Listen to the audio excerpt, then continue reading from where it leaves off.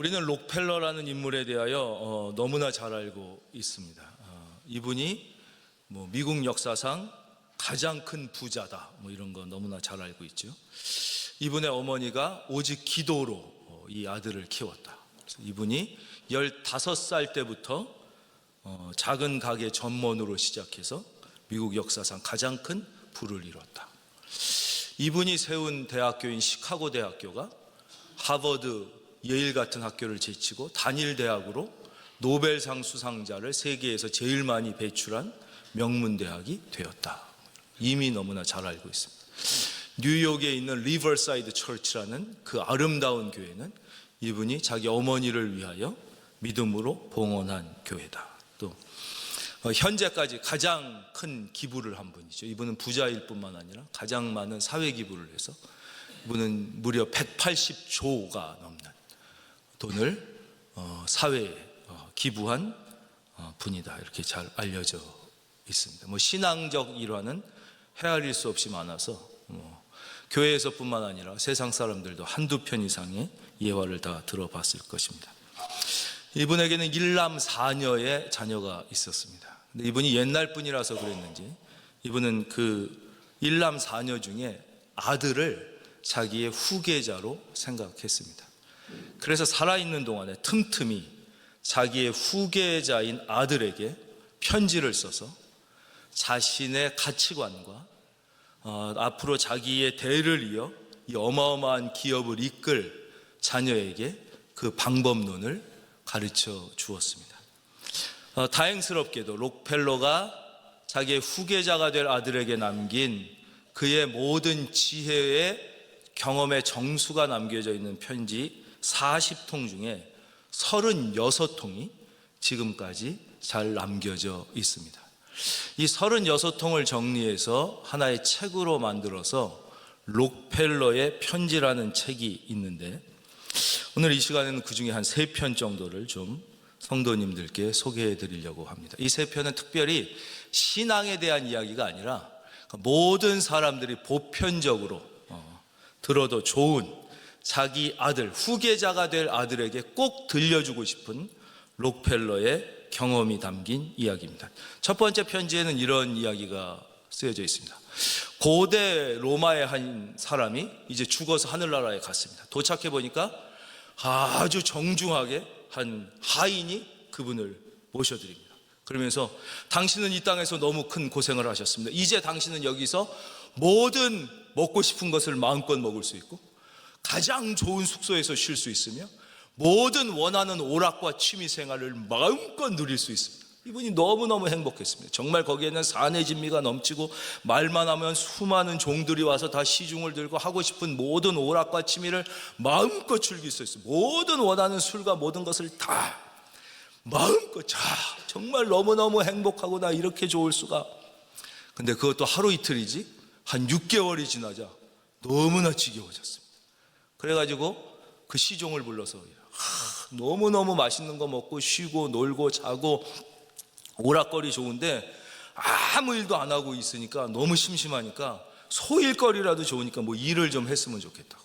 그랬더니 그 시종이 정색을 하면서 아닙니다. 여기서는 오직 먹고 쉬고 놀고 오직 이것만 해야 됩니다. 노십시오.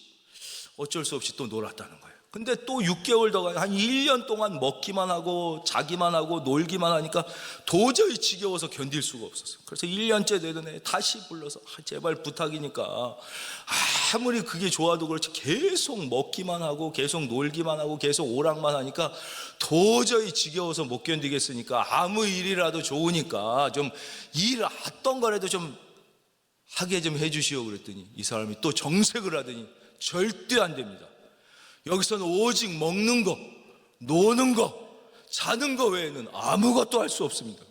이 사람이 화를 확 내면서 그러면 뭐하러 나를 여기 불렀냐고, 그럴 바에야 지옥에 가는 게 낫다고 그랬더니 그 사람이 뭐라고 그랬냐면 그럼 당신은 여기가 어디인 줄 알았습니까? 이렇게 물었다. 아주 의미심장한 이야기입니다. 록펠러는 그 뒤에 아들에게 이렇게 얘기합니다. 많은 사람들은 자기가 좋아하는 일을 찾으려고 인생의 대부분을 낭비한다.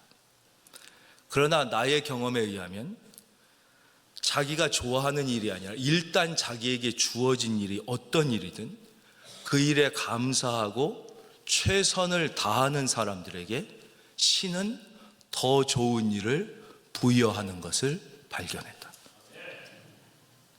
그런데 많은 사람들은 자기가 원하는 일이 아니면 하지 않으려고 하거나 자기가 원치 않은 일이 주어졌을 때 그것을 게을리함으로 오히려 자기가 원하는 일을 할 수 있는 기회를 스스로 놓치거나 하나님이 그 기회를 맡길 수 있는 인정을 받지 못한다. 그러니 너는 부잣집 아들이라고 해서 네가 원하는 일만 하려고 하는 실수를 범해서는 안 된다.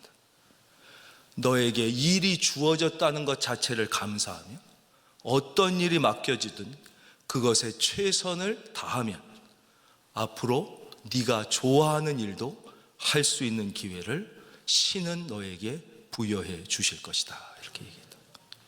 아주 의미심장한 들을 가치가 있는 이야기입니다. 두 번째 편지에는 노인과 멧돼지 이야기가 써 있습니다. 어느 마을에 멧돼지가 출몰해가지고 농작물을 다 해치는 거였습니다. 그래서 그 멧돼지를 잡으려고 많은 노련한 사냥꾼들이 동원됐지만 이 멧돼지가 너무 크고 사납고 재빨라서 도저히 잡을 수가 없이 다 실패했다는 것이. 근데 그 마을에 어느 한 노인이 이제 오게 됩니다. 그래서 마을 사람들이 물어요. 아니 어르신, 이 마을에 왜 오셨습니까? 아, 내가 멧돼지 잡으러 왔다고. 아니 그 노련한 사냥꾼들도 못 잡은 멧돼지를 어르신이 어떻게 잡으시려고. 두고 보시오. 그랬는데 정말 3달이 지나자 이 노인이 모든 멧돼지를 다 일망타진했다는 것이죠. 그래서 사람들이 그 비결을 묻게 됩니다. 아니 그 노련한 사냥꾼들이 총으로도 못 잡은 멧돼지를 어떻게 그렇게 다 잡으셨습니까? 비결을 얘기해 주는 거예요.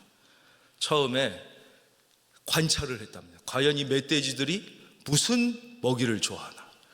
고구마를 좋아하는구나. 주로 그걸 많이 이제 먹더라는 거예요. 그 다음에 옥수수를 좋아하는구나.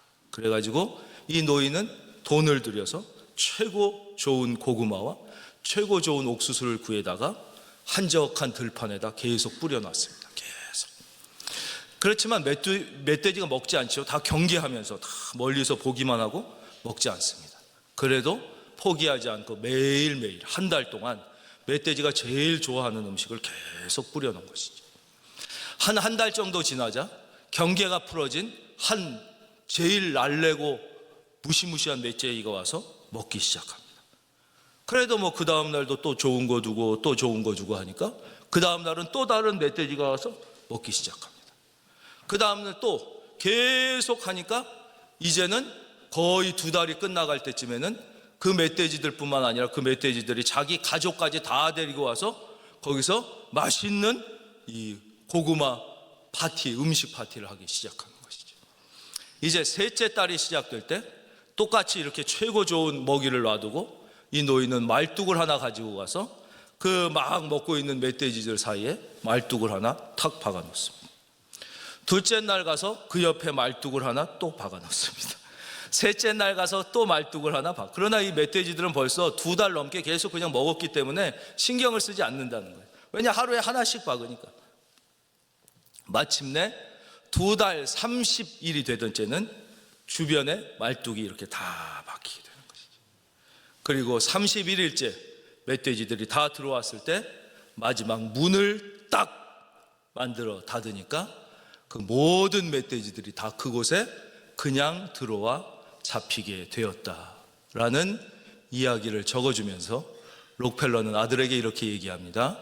이 세상에 공짜 점심은 없다.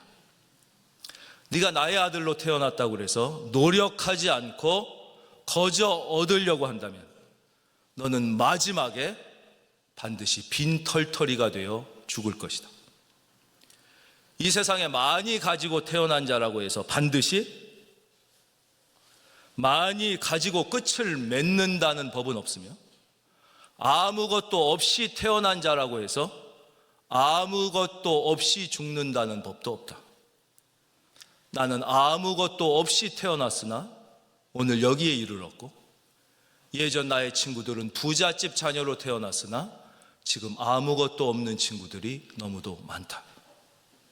하나님은 심은 대로 거두게 하시더라. 이것은 성경에서 끊임없이 땅이 있는 동안에는, 창세기에서 분명히 말씀하십니다. 땅이 있는 동안에는 하나님은 만홀히 여김을 받지 아니하시나니 사람이 무엇으로 심든지 그대로 거두리라 그랬습니다. 여러분, 좋은 것을 심으시고 많이 심으셔서 저는 여러분 모두가 좋은 것을 많이 거두는 그런 인생이 되기를 바랍니다. 이 세상에 공짜 점심은 없다는 것입니다. 그리고 마지막 편지 소개해드리고 싶은 거는요, 록펠러가 사람을 구분하는 기준에 대해서 얘기합니다. 그러니까 많은 사람들이 사람을 자기 나름대로 구분하는 기준이 있다는 거예요. 교양이 있는 사람, 없는 사람, 좋은 대학을 나온 사람, 나쁜 대학을 나온 사람, 부자, 가난한 자, 그렇죠? 이렇게 나눈다는 거예요. 여러 기준을 가지고. 그런데 자기도 그 기준이 있다는 것이에요. 근데 자기가 인생을 살아보니까 배운 자, 못 배운 자, IQ가 높은 사람, 낮은 사람, 가진 자, 못 가진, 이런 구분은 거의 의미가 없더라는 거예요. 그런데 가장 의미 있는 구분이 있는데 그것은 무엇이냐? 부정적인 사람과 긍정적인 사람. 그러면서 너는 어떻게든지 부정적인 사람을 멀리하고 긍정적인 사람을 가까이 해라. 아무튼 긍정적이면 살고 부정적이면 죽는다는 사실을 꼭 기억해야 된다, 이렇게 썼습니다. 여러분, 그렇습니다. 그래서 하나님은 우리에게 뭐라고 말씀하세요? 항상 기뻐해라, 항상 긍정적이 되라는 거예요. 쉬지 말고 기도해라, 범사에 감사해. 이게 무슨 뜻이에요? 항상 긍정적이 되라는 것이. 근데 이게 우리가 긍정적이 되기 싫어서 안 되는 게 아니에요. 왜 우리가 부정적이 되냐면, 우리가 생각한다고 우리가 착각하지만 사실은 우리가 생각하는 게 아니라 우리가 생각의 지배를 받기 때문에 그렇습니다. 생각은 내가 하는 게 아니라 생각은 내가 원치 않아도 떠오르는 사건이에요. 그렇잖아요. 내가 생각하고 싶지 않은 비판적인 생각이 떠올라서 내가 거기에 지배를 받거든요. 부정적인 생각이 떠올라서 내가 거기에 지배를 받는 거지, 긍정적인 생각을 하고 싶다고 긍정적인 생각이 자꾸 나면 좋지요. 근데 나도 모르게 부정적인 생각, 비판적인 생각, 나쁜 생각이 자꾸 난단 말이에요. 염려, 근심, 불안, 걱정, 이런 게 자꾸 떠오른단 말이에요. 그래서 우리가 그러고 싶지 않지만 부정적인 생각을 하는 거예요. 그렇기 때문에 우리는 어떻게 해야 되느냐? 늘 시간을 내서 긍정적인 하나님의 말씀을 읽어야 되는 것이에요. 알았죠? 그래서 긍정적인 생각이 나를 지배하게 해야지, 내가 긍정적인 생각을 하고 싶다고 하게 되면 다 긍정적으로 살 수 있어요. 그럴 수가 없어요. 그렇기 때문에 자꾸 말씀을 암송해야 되는 거예요. 말씀을 자꾸 읽고 말씀을 자꾸 암송하고, 가장 쉽고 좋은 방법을 제가 소개해 드릴 테니까 그게 뭐냐? 찬송을 많이 부르는 거예요. 찬송. 특별히 찬송은 곡이 붙어 있기 때문에 우리 뇌는 멜로디가 붙어 있으면 잘 기억하게 되어 있어요. 그래서 유행가 가사는 잘 기억이 되는 거예요. 그래서 특별히 찬송가는 우리의 신앙의 고백과 하나님의 말씀으로 되어 있는 찬양이 많기 때문에, 그렇죠? 이걸 자꾸 우리가 찬양 시간에 그냥 이게 시간이구나 이러지 말고 마음을 다해서 열심히 부르면 그게 나도 모르게 나의 무의식에 박히게 되는 거예요. 무의식에 박히게 되는 거예요. 말씀을 읽을 때도 제가 말씀드렸죠. 소리내서 읽으면 어떻게 된다고요? 눈으로 보고 내 입으로 소리내고 그게 다시 내 귀에 들리고, 네 번째, 무의식에 각인된다고 그러죠. 찬양도 마찬가지예요. 우리가 소리내 열심히 부르면 그 가사가 나의 무의식에 각인되면서 자꾸 좋은 생각, 긍정적인 생각이 나를 지배하게 되는 거예요. 그렇지 않으면 우리는 가만히 있으면 어떻게 돼요? 부정적인 생각이 다 죄성 때문에 저절로 떠오르게 되어 있는 거예요. 염려, 근심, 불안, 걱정, 초조, 그리고 부정적인 생각, 남을 향한 나쁜 생각이 자꾸 떠오른단 말이에요. 여러분, 찬송이 여러분의 생각을 지배하기를 바랍니다. 한번 따라하겠습니다. 긍정적이면 살고 부정적이면 죽는다. 자, 20장 1절입니다. 소요가 그침에 바울은 제자들을 불러 권한 후에 작별하고 떠나 마게도냐로 가니라. 바울은 이제 어려운 일을 지난 후에 다시 제자들을 불러서 복음의 핵심, 하나님의 사랑, 그 진리인 말씀을 다시 전한 다음에 이제 떠나 마게도냐로 또 가게 됩니다. 그리고 마게도냐의 지방, 여러 지방, 대표적으로 빌립보, 데살로니가, 베레아 이런 곳이 마게도냐 지방이에요. 하면서 또 여러 말로 제자들에게 또 권했습니다. 또 뭐예요? 하나님의 사랑, 요한복음 3장 16절을 중심으로 한 그 사랑의 극치, 그 구원의 진리, 십자가, 그를 전하고 석 달 동안 있다가 이제는 배 타고 수리아로 가고자 합니다. 이것이 사도 바울의 계획이었습니다. 그런데 이 계획대로 되지가 않습니다. 또 그때 유대인들이 이 사도 바울을 해하려고 모의하기 시작합니다. 어떻게 하면 사도 바울을 괴롭힐까? 어떻게 하면 사도 바울을 해칠까? 이렇게 또 모의를 하게 돼서 결국 사도 바울은 그가 준비하고 계획된 대로 하지 못하고 또다시 마게도냐를 거쳐 돌아가게 되는 것입니다. 참 우리가 인생에 이런 일을 만날 때 우리는 참 낙심하게 됩니다.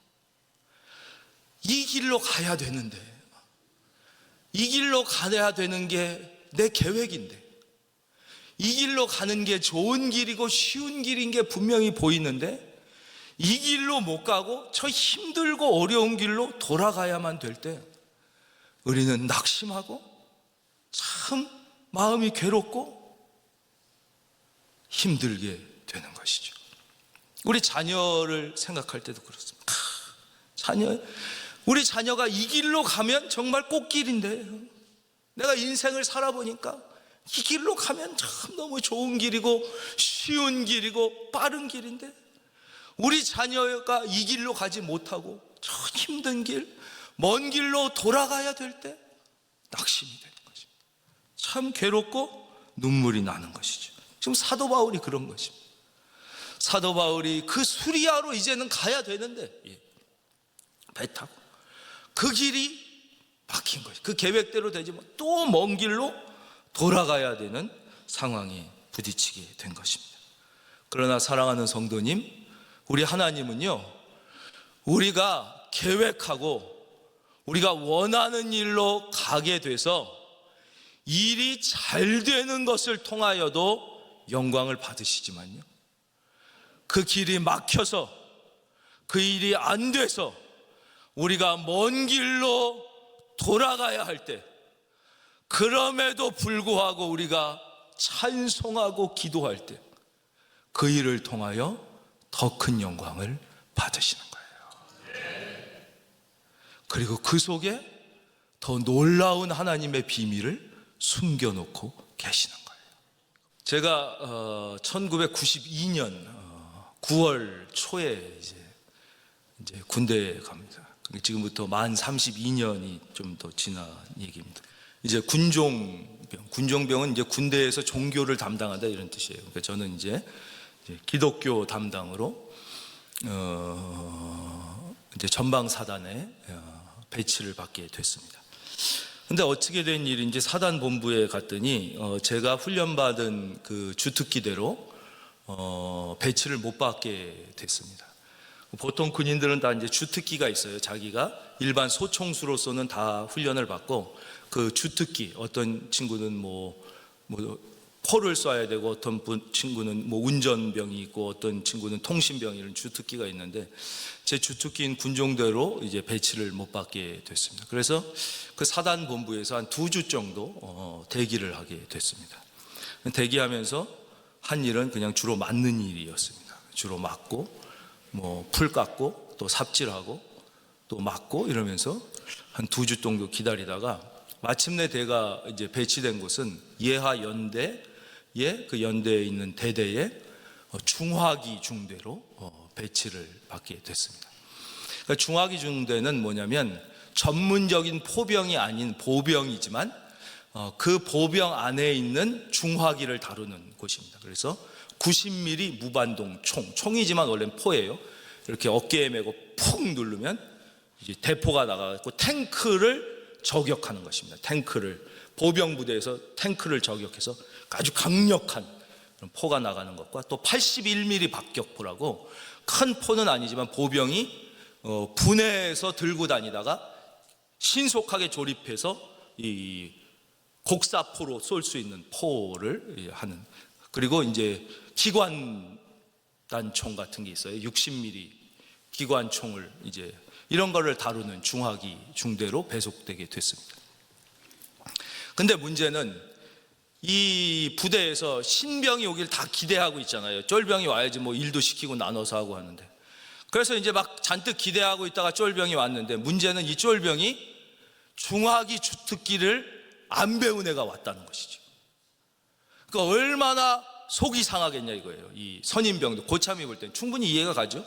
이걸 훈련받은 놈이 와야지 이걸 시켜 먹는데, 전혀 다른 주특기를 받은 놈이 와서 이 포에 대해서는 아무것도 모르는 놈이 왔으니까 너무 고참으로서는 소위 말해서 열이 받는 거죠. 이걸 다시 가르쳐야 되니까, 이걸 써먹어야 되니까. 그래서 그때가 이제 12월 중순 정도에 가게 되는데, 그때 전방이면 11월 중순이면 아주 춥습니다. 이제 다시 일과가 끝나면 밤중에 나가가지고 그 대포하고 90mm 무반동총 다루는 법을 다시 주특기 교육을 급속으로 이제 배워야 됐습니다. 잘 못 배웠겠죠. 그러니까 이제 무지하게 맞았습니다. 맞고 뭐 욕 먹고 이제 하루하루가 이제 그런 날이었습니다. 계속 맞고 술 안 먹는다고 맞고. 근데 결정적인 것은 주일이었습니다. 드디어 주일이 돌아온 거예요. 그래 이제 주일날은, 그때는 이 고참들은 다 쉬고 쫄병들이 고참 옷을 다 빨래해주고 군화 닦아주고 청소해주고 모든 걸 다 하던 때니까, 지금하고 다르니까 쫄병이 그걸 다 해야 되는 거예요. 특히 제일 쫄병이면 그걸 다 해야 되는데, 얘가 그걸 해야 되는 오전 제일 중요한 시간에 죽어도 자기는 예배를 드려야 된다는 거예요. 근데 내무실에 그때 저희 내무실에 40명이 같이 잤는데, 이쪽 침상에 20명, 이쪽 침상에 20명 쭉 잡니다. 제가 쫄병이니까 제일 아래 칸에 자고 제일 위 칸에 이제 제일 내무실에 고참이 잡니다. 그때 저희 침상 제일 위 칸에 허하사라는 분이 잤어요. 이분이 실제 직업 군인이 아니라 그냥 똑같은 병사인데, 제가 군 생활할 때만 잠깐 있었던 게 일반 하사라는 제도가 있었습니다. 그건 초급 간부가 너무 적었기 때문에 일반 병사 중에 좀 똘망똘망하고 머리가 잘 돌아가는 친구들을 선발해서 2주간 하사관 교육대라는 데 보내서 2주간 훈련을 시키고 병장이 아니라 하사계급장을 다뤄줍니다. 그리고 분대장을 시키는 제도가 잠깐 있었습니다. 그분이 있었던 거예요. 근데 그분은 키가 한 186, 7 정도 되고 말술을 먹고 아주 남자답고 운동신경이 뛰어나고 아주 사격도 잘하고 사람도 기가 막히게 잘 패는 진짜 남자다운 남자였습니다. 근데 그 허하사가 놀랍게도 매 맞고 있는 저를 보더니, 야, 그 막내 교회는 보내줘라 그러는 거였습니다. 저에게는 거의 주님 같은, 주님의 음성 같은. 그래서 이제 그럼 군인들은 모여서 움직이죠. 모여서 교회를 갔다 오면 이제 고참들이 교회 갔다 왔다고 이제 불러서 때리죠. 근데 또 때리는 건 안 막아줘요. 맞을 짓을 했으니까 맞으라는 것입니다. 그럼 이제 막 맞아요. 이제 그 다음 주 주일이 되면 이제 주일 오전에 주로 또 군인들이 하는 게 전투 체육이라는 걸 합니다. 그냥 축구하는 건데 군대는 무조건 전투라는 말을 다 붙이잖아요. 그래서 이쪽 부대와 우리 내부반이랑 이렇게 서로 축구 시합을 하는데 진짜 전투적으로 합니다. 공을 못 차면 사람이라도 차야 되는 거거든요. 이겨야 되는 거예요. 근데 세상에서는 아무 쓸데없지만 군대에서 좀 쓸데 있는 걸 제가 잘한 게 있는데, 그게 축구입니다. 축구. 주로 10시, 오전 10시나 9시 반부터 전투 체육이 시작되는데, 보통 예배가 11시거든요. 그럼 10시 반에 부대에서 모여서 종교 활동을 같이 단체로 떠나는데, 막 축구 시합을 하다가 10시 반만 되면 제가 허하사한테 뛰어가서 축구 중간에 저는 예배 가야 됩니다 이러는 거예요. 지금 축구 시합하고 있는데. 미치는 거죠, 이 사람들이. 이건 미친놈인 것입니다. 허하사도 정말 어이없이 저를 보다가 갔다 와 그럽니다. 이제 갔다 오면 또 어마어마하게 맞는 것입니다. 밥을 못 먹을 정도로 맞습니다. 입이 다 터졌습니다. 이제 시간이 지나서 저는 작대기 2개를 달았게 됐습니다. 일병이 됐고, 이 허하사가 제대할 때가 되셨습니다. 제대를 하게 됐습니다. 근데 전역하는 날 이분이 저에게 할 얘기가 있다고 그러는 거예요. 저에게 할 얘기가 있다고 그러면서 이제 이 위병소, 헌병 있는 데를 통과해서 이제 전역하고 나가는데 저랑 얘기를 좀 같이 하자고 그러면서 데리고 나가시더라고요. 나가는데 보통 이런 부대는 그 헌병대에 있는 입구에 이 부대 군대 교회가 있는데 거기까지 가시더니 뭘 얘기할까 말까 그러더니 저를 교회에 가자고 그러는 거예요. 교회 앞마당에 가서 저를 보고 이렇게 얘기하더라고요. 내가 목사님 아들이야 그러더라고요.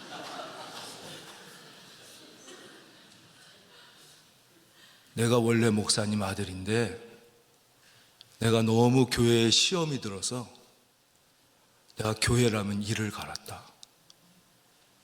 근데 내가 너 보고 좀 마음에 느낀 게 있어. 그래서 이 얘기를 할까 말까 하다가 그래도 마지막 너한테 얘기하고 가야 될 것 같아서 얘기하고 간다. 나 이제 고향 가면 다시 교회 가려고 그래. 그러면서 담배를 탁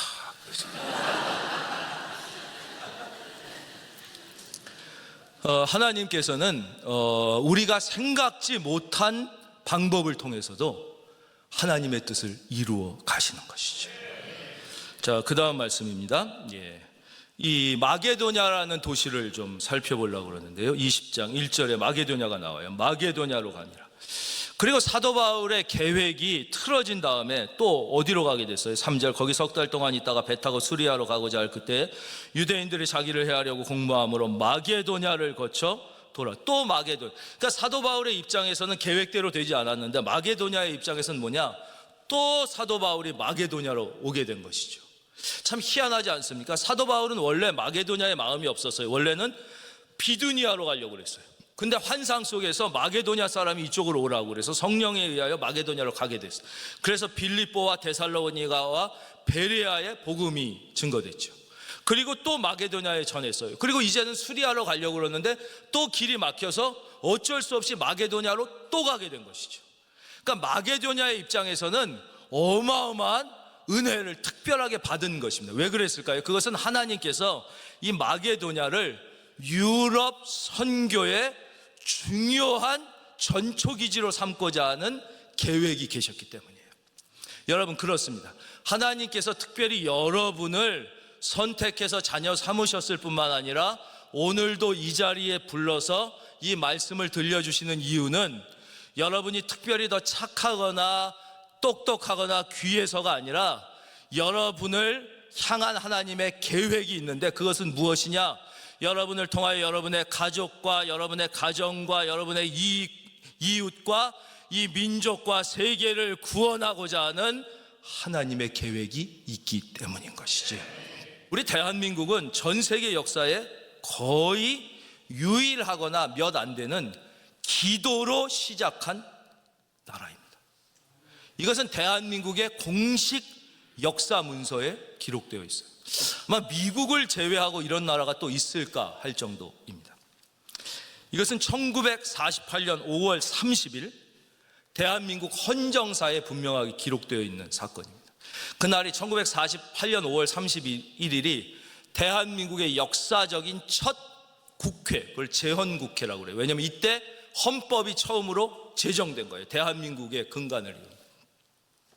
이때 임시의장이 이승만 박사입니다. 만장일치로 이승만 박사가 임시의장이 됐는데 이승만 박사가 이렇게 얘기한 기록이 국회 회의록에 적혀 있습니다.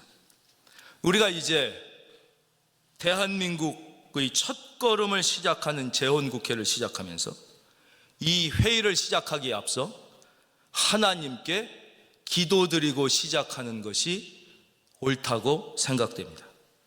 그러므로 이윤영 목사님께서 하나님께 기도해 주시면 감사하겠습니다. 이렇게 말씀하십니다. 그래서 그때 국회의원 중에 그때만 해도 우리나라의 인재가 적었기 때문에 목사님들도 현실 정치에 참여하는 분들이 많아서 이윤영 목사님이 국회의원이셨어요. 이분이 우리나라 초대 국회의장이시기도 합니다. 이윤영 목사님께서 일어나셔서 이제 대표 기도를 하게 되십니다. 그 대표 기도 내용이 이렇습니다. 역사의 주인이시며 만유의 창조자이신 하나님, 우리나라와 이 민족을 주관하시고 이 땅 위에 자주 독립국가를 세우려는 우리 민족의 염원을 들어주셔 오늘 이 국회를 열게 하심을 감사하옵나이다. 거룩하신 하나님, 이제 이 회의가 완전히 자유롭고 평화스러운 민주국가의 헌법을 제정하는 크나큰 역사적 사명을 감당하려 하오니 이 회의 위에 하나님의 섭리가 함께 하시고 하나님의 뜻을 따라 인도하여 주시옵소서. 하나님, 우리들로 하여금 개인적 욕망과 사사로운 감정을 버리게 하시고 오직 공의와 진리와 자유와 평등이 넘치는 국가를 세우는데 마음과 뜻을 모아 진력하게 하여 주시옵소서. 우리의 과거를 돌아볼 때 수천 년의 역사가 영광보다도 고난이 많아 싸우며 또 여러 민족들이 자행한 압박과 통치를 받아온 고통의 나날들이었음을 고백하오니 하나님, 이 모든 과거를 깨끗이 씻으시고 이제 새하늘과 새 땅 새로운 민족으로 나아가게 하여 주시옵소서.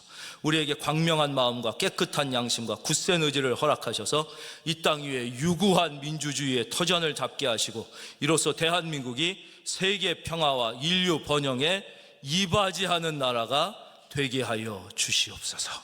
우리 주 예수 그리스도의 이름으로 기도하옵나이다. 아멘. 우리나라가 이렇게 시작됐습니다. 그래서 여러분들은 대한민국에 대하여 자부심을 가지셔도 좋습니다. 그 다음 4절에서 6절까지 많은 사람들의 이름은 뭐냐면 초대교회가 어떻게 이루어졌는가를 말씀해 준, 출신 성분이 아주 다양한 사람들, 그게 초대교회예요. 즉 초대교회는 다양한 사람들이 모여서 만들어졌다는 것이죠.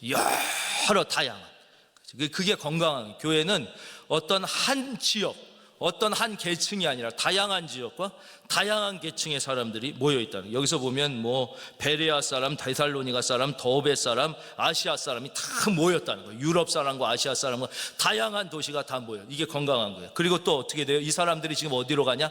예루살렘 교회로 가요. 왜 가냐? 도와주기 위해서. 즉 이방인 교회가 유대인 교회를 도와주는 거예요. 이것은 오늘 우리에게 적용하면 뭐냐? 도시교회가 반드시 시골교회를 도와줘야 된다는 거예요. 지금 도시교회는 다 시골교회 덕에 생긴 거예요. 지금부터 50년 전에는 도시교회라는 건 별로 없었을 거예요. 다 시골에 살았잖아요. 그분들이 다 서울로 올라와서 살고 도시를 이루고 자녀를 낳음으로 서울의 도시의 교회들이 커졌단 말이에요. 그렇기 때문에 도시교회들은 이제 시골교회를 도와줘야 되는 책임이 있는 거예요. 오늘 말씀의 제목은 문제가 오면 이렇게 하라였습니다. 그렇죠? 우리 계획대로 되지 않고 문제가 올 때 우리는 낙심하지 말고 하나님의 뜻과 계획을 기다리면 됩니다. 하나만 더 말씀드리겠습니다. 이 마지막으로 가나의 혼인잔치를 좀 생각해 보려고 그러는데요. 가나의 혼인잔치, 아주 기쁜 날인데 어떻게 됐어요? 큰 문제가 생겼지요. 포도주가 떨어진 것입니다. 우리로 치면 제일 기쁜 날에 음식이 떨어진 것입니다. 난리가 났어요. 근데 어떻게 문제가 해결됐어요? 이 큰 문제가 생겼을 때 그 문제를 예수님께 가지고 왔잖아요. 자기가 해결하려고 하지 않고 그 예수님의 어머니가 예수님께 포도주가 떨어졌다고 가지고 왔단 말이에요. 예수님이 처음엔 거절하셨죠. 여자여 나와 무슨 상관이 있나이까. 근데도 실망하지 않고 계속 가지고 왔어요. 그랬더니 예수님이 해결책을 주시잖아요. 물을 갖다가 부어라. 문제는 이 해결책이 우리가 원하는 해결책이 아니라는 데 있어요. 보통 우리들은 어떤 해결책을 원하냐면 돈을 줄 테니 시장에 가서 포도주를 사와라, 이런 해결책을 원한단 말이에요. 아니면 박 사장한테 얘기해 놨으니 그 집에 가서 포도주를 꺼와라, 뭐 이런 해결책을 원한단 말이에요. 근데 예수님이 말도 안 되는 해결책을 줬다는 거예요. 이게 중요해요. 여러분, 하나님의 방법은 우리의 방법과 다르다는 것을 기억해야 되는 거예요. 그러니까 문제가 올 때 하나님은 절대 우리의 문제를 외면하지 않으셔요. 근데 우리는 하나님이 주시는 해결책을 외면하는 거예요. 계속. 왜? 내 생각과 다르니까. 근데 여기서도 보면 보통 이 사람들의 해결책은 뭐예요? 지금 말씀드린 것처럼 돈을 줄 테니까 시장에 가서 포도주를 사오라든가, 박사장네 양조장에 말해뒀으니까 거기 가서 포도주를 갖고 빌려와라는데 전혀 다른 해결책을 말씀해 주시는 거예요. 그렇기 때문에 우리는 늘 하나님의 방법은 우리의 생각과 다르다는 것을 꼭 기억해야 돼요. 마지막으로 제일 중요한 것은 무엇이냐면, 포도주를 준비하는 것은 주인의 할 일입니까? 손님의 할 일입니까? 당연히 주인의 할 일이에요. 그러니까 연 회장이 뭐라고 그래요? 마지막에 칭찬하잖아요. 야, 주인을 칭찬하면서, 자, 사람들마다 처음에는 좋은 포도주 내다가 다 취한 다음에는 싸구려 내는데 이 집 주인은 오히려 나중에 더 좋은 걸 내는구나 하고 막 주인을 칭찬한단 말이에요. 그건 주인이 할 일이지 예수님이 할 일이 아니, 손님이 할 일이 아니에요. 그러나 주인의 자리를 예수님에게 내어드렸을 때 바로 그 주인은 칭찬받는 주인이 된 것이죠. 즉 자신의 삶에 문제가 왔을 때 주인의 자리를 주님께 내어드리면 그 문제가 축복으로 바뀐다는 것입니다. 우리는 늘 사실 내어드려야 되는 거예요. 그래서 주님 아니에요. 주님이 무슨 뜻이라고 말씀드렸어요? 주인님 아니에요. 주인님. 우리의 삶의 원래의 주인이신 예수님께 주인의 자리를 내어드려야 되는데 우리는 계속 내가 주인이 되려고 하니까 이 문제를 해결하지 못하고 계속 문제 속에 갇혀 지내게 되는 것입니다.